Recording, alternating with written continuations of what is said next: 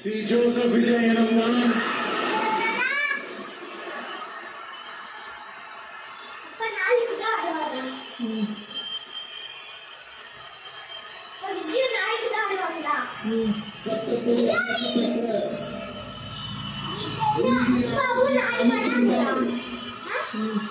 உண்மையான நம்பிக்கையும் மாறாப்பற்றும் கொண்டிருப்பேன் என்றும்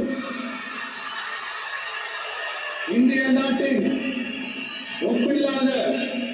முழு முதல் ஆட்சியையும் ஒருமையையும் நிலை நிறுத்துவேன் என்றும்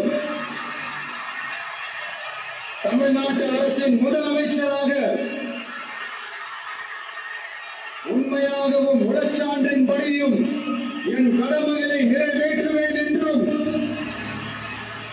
அரசியல் அமைப்பிற்கும் சட்டத்திற்கும் இணங்க அச்சமும் ஒருதலை சார்பும் இன்றி